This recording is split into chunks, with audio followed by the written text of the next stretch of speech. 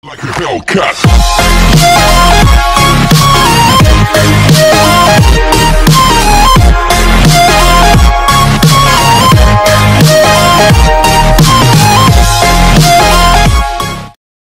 Pada pertemuan sebelumnya, kalian sudah diminta untuk mengklasifikasikan antara abiotik dengan biotik atau antara makhluk hidup dengan makhluk tidak hidup. Nah, untuk saat ini kita akan lebih menjurus ke klasifikasi untuk makhluk hidup saja. Klasifikasi makhluk hidup ini memiliki tujuan untuk mempermudah, mengenal, dan mengetahui manfaat dari makhluk hidup. Sistem klasifikasi makhluk hidup ini pertama kali dipelopori oleh Carolus Linnaeus yang berdasarkan persamaan dan perbedaan ciri dari makhluk hidup tersebut. Dalam sistem klasifikasi, makhluk hidup ini terbagi menjadi beberapa tingkatan atau takson. Susunan takson untuk pengklasifikasian makhluk hidup diantaranya tingkatan tertinggi itu dinamakan kingdom, kemudian di bawah kingdom itu ada divisi dan filum. Divisi ini untuk kategori tumbuhan dan filum ini untuk kategori hewan. Kemudian di bawah divisi dan filum itu ada kelas, di bawah kelas ada bangsa atau ordo, kemudian suku atau family, marga atau genus, dan kemudian paling bawah itu ada jenis atau spesies. Dalam proses pengklasifikasian makhluk hidup, tentu saja kita harus punya nama untuk setiap jenis dari makhluk hidup yang akan kita kelompokkan. Agar nama makhluk hidup dari satu daerah dengan daerah lain atau negara satu dengan negara lain itu sama, maka disusunlah penamaan ilmiah suatu makhluk hidup menggunakan sistem binomial nomenklatur atau sistem tata nama ganda.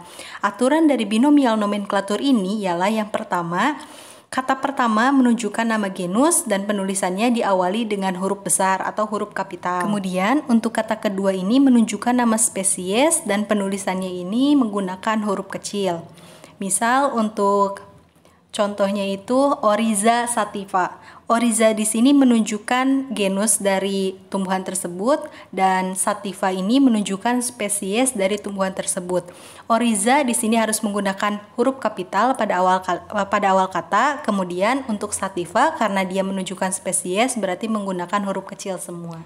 Jika nama makhluk hidup ini kita tulis tangan, maka di bawah kata genus dan spesies ini wajib dikasih garis bawah atau underline. Tapi jika kalian menuliskan nama ilmiah dengan cara diketik, maka cukup kalian menggunakan huruf miring dan tidak perlu dikasih underline atau garis bawah. Jadi kalian jangan lupa lagi kalau penulisan nama ilmiah dari makhluk hidup ini terdiri dari dua kata, dengan kata pertama itu menunjukkan genus dan kata kedua itu menunjukkan spesies. Sekarang mari kita coba bahas klasifikasi dari makhluk hidup. Pada awalnya, makhluk hidup ini dibagi menjadi dua kelompok atau diklasifikasikan menjadi dua kingdom, yaitu kingdom animalia dan kingdom plante atau kingdom hewan dan kingdom tumbuhan. Namun sekarang kita akan belajar klasifikasi 5 kingdom yang dikemukakan oleh Robert Whittaker yang terdiri dari kingdom Monera, Protista, Fungi, Plante, dan Animalia. Untuk yang pertama yaitu kingdom Monera dengan ciri-ciri yang pertama itu uniseluler atau makhluk ini terdiri dari satu sel saja. Kemudian tidak memiliki membran inti atau termasuk dari prokariotik dan berkembang biaknya dengan cara membelah diri. Makhluk hidup yang termasuk ke dalam kingdom Monera ini diantaranya bakteri dan ganggang biru. Untuk bakteri ini terdiri dari beberapa bentuk, ada yang berbentuk basil atau batang, ada yang berbentuk kokus atau bola atau bulat, dan ada yang berbentuk spirillum atau spiral. Beberapa contoh bakteri dan peranannya dalam kehidupan sehari-hari diantaranya ada Rhizobium radicola, ini berfungsi untuk menyuburkan tanah. Kemudian ada Lactobacillus bulgaricus, ini bakteri yang sering kalian makan. Bakteri ini berperan dalam proses pembuatan yogurt. Kemudian Salmonella typhosa, bakteri ini penyebab penyakit tifus. Ada Mycobacterium tuberculosis, bakteri ini penyebab penyakit TBC. Kemudian Streptomyces grises, bakteri ini penghasil antibiotik. Contoh lainnya yaitu Streptococcus lactis. Bakteri ini berperan dalam proses pembuatan keju.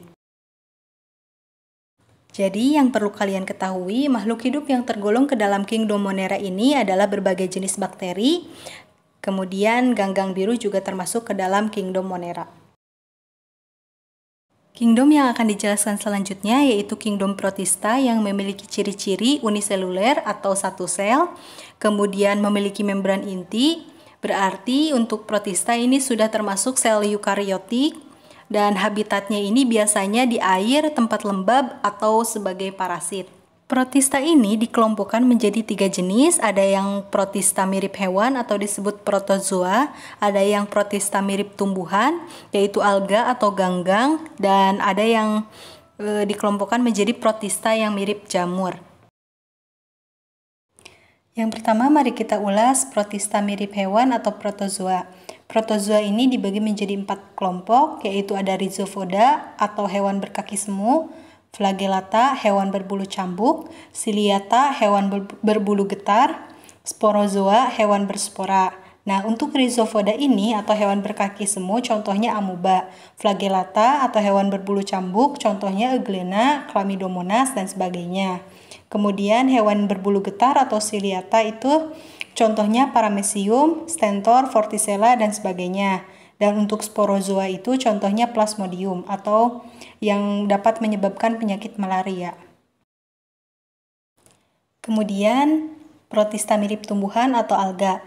Nah, alga ini dikelompokkan berdasarkan pigmen yang dikandungnya, diantaranya menjadi alga hijau atau Chlorophyce, alga merah atau Rhodophyce, alga pirang atau Phaeophyce, alga kersik atau Chrysophyce.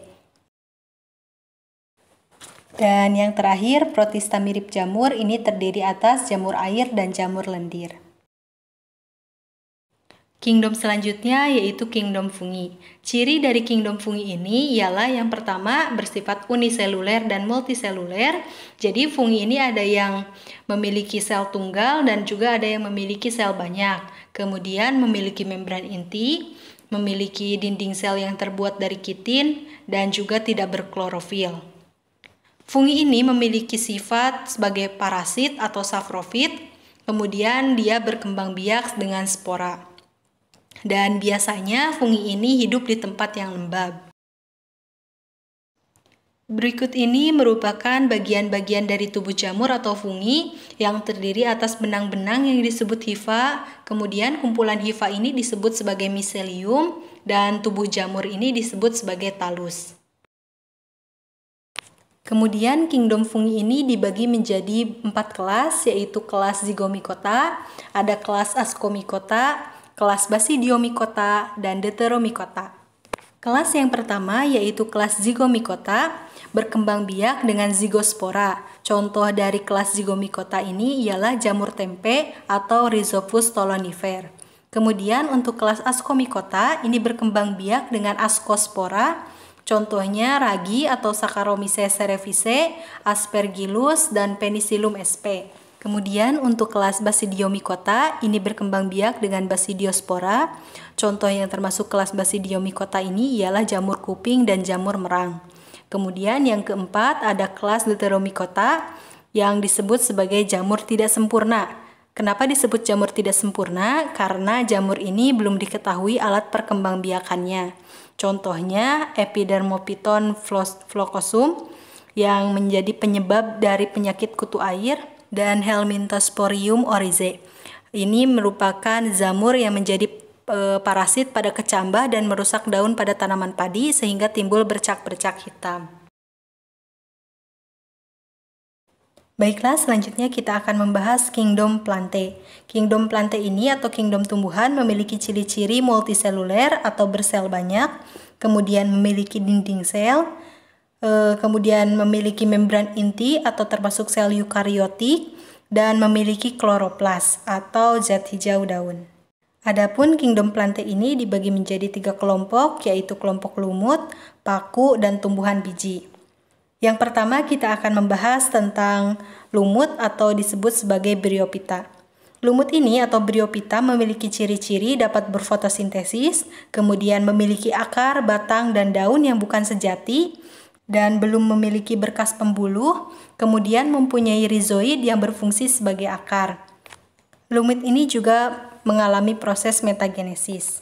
Lumut atau Bryophyta ini dibedakan lagi menjadi 3 divisi, yaitu Hepatiaceae atau lumut hati, kemudian Musi atau lumut daun, dan lumut tanduk. Untuk lumut hati, ini berbentuk lembaran. Lembarannya ini pipih seperti daun dan menempel dengan rizoid. Contohnya Markhanthia. Kemudian untuk lumut daun, ini memiliki ciri-ciri tubuhnya tegak, kemudian memiliki bagian yang menyerupai batang dan daun. Contohnya Polytrichum. Kemudian yang ketiga ini lumut tanduk yang memiliki ciri tubuhnya berbentuk seperti tanduk. Contohnya itu Anthoceros natans. Selanjutnya yaitu kelompok paku atau Pteridophyta.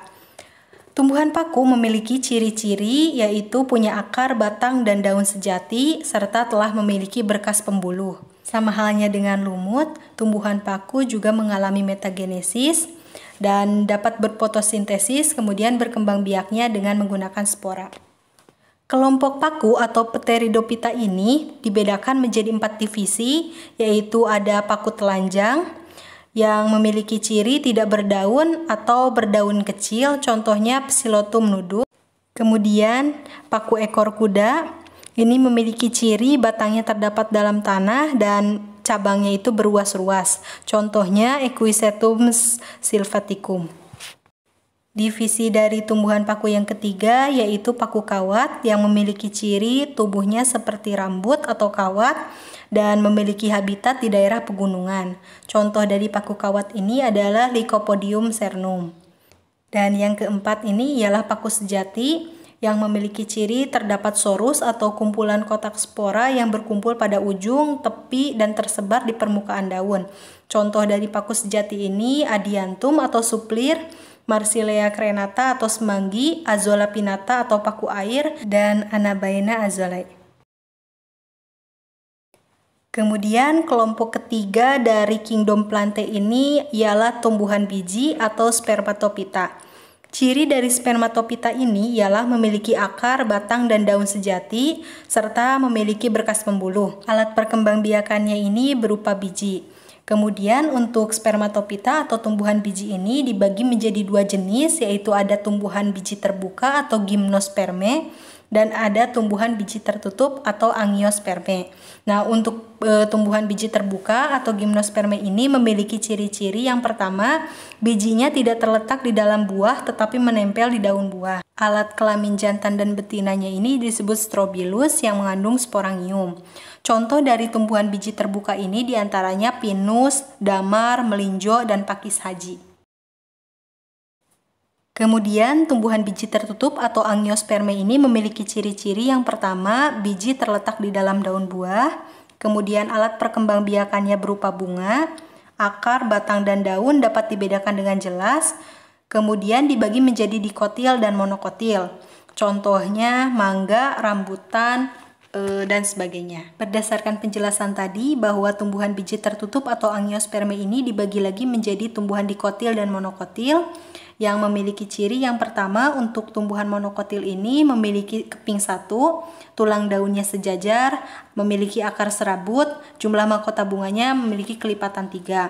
Kemudian untuk ciri tumbuhan dikotil ini memiliki tulang daun menjari atau menyirip, bijinya berkeping 2, kemudian berakar tunggang, mahkotanya kelipatan 2 atau 5.